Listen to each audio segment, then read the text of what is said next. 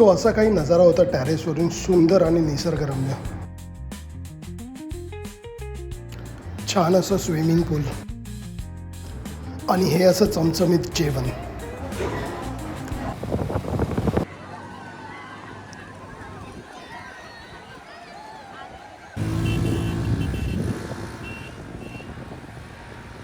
नमस्कार मित्रांनो, मी तुषार. स्वागत आहे तुमचं माझ्या पहिल्या ब्लॉगमध्ये.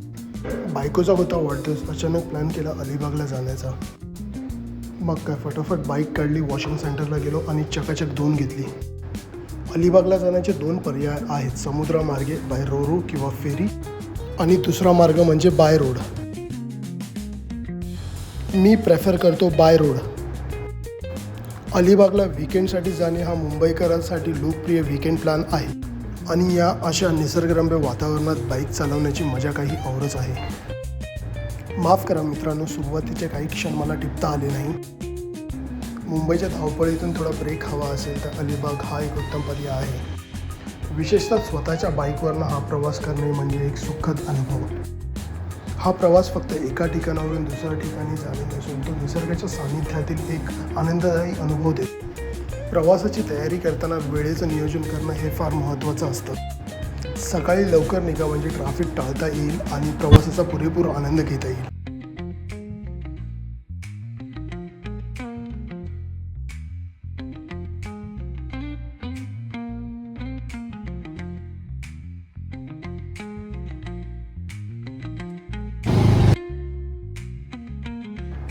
अलिबागमध्ये पाहण्यासाठी Nagaon beach, Kashid beach, Murud Janjira fort आणि अलिबाग बीच हे असे उत्तम पर्याय आहेत. नागाव बीच हा एक सुंदर समुद्रकिनारा आहे जिथे तुम्ही वॉटर स्पोर्ट्स करू शकता. काशीद बीच हा स्वच्छ पाण्याचा किनारा हा सुद्धा फार प्रसिद्ध आहे. मुरुड जंजिरा हा समुद्रामध्ये असलेला किल्ला पाहणे अविस्मरणीय आहे. आणि अलिबाग बीच, अलिबागमधील मुख्य ठिकाण जिथे तुम्ही स्थानिक पदार्थांचा आस्वाद घेऊ शकता.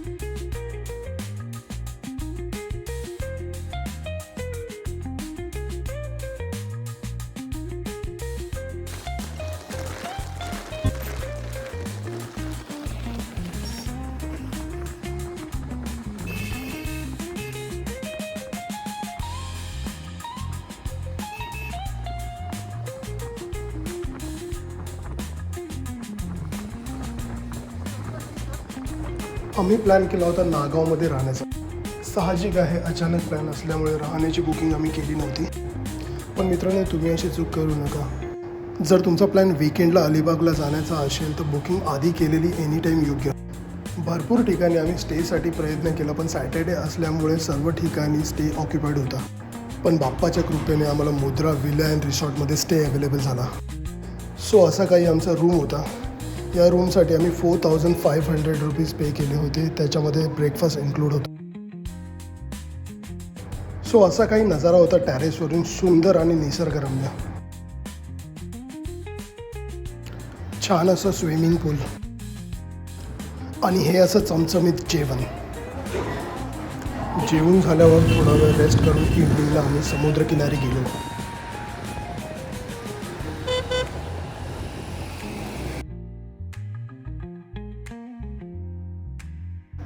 इथे सर्व प्रकारच्या राईड्स अवेलेबल आहेत आणि वॉटर स्पोर्ट्ससुद्धा.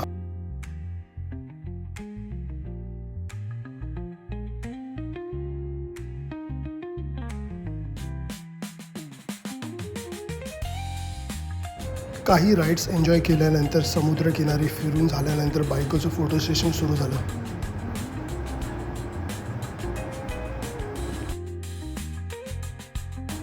सो अशा प्रकारे अलिबागला फुल धमाल केली आणि दुसऱ्या दिवशी मुंबईला परतीचा प्रवास सुरू केला.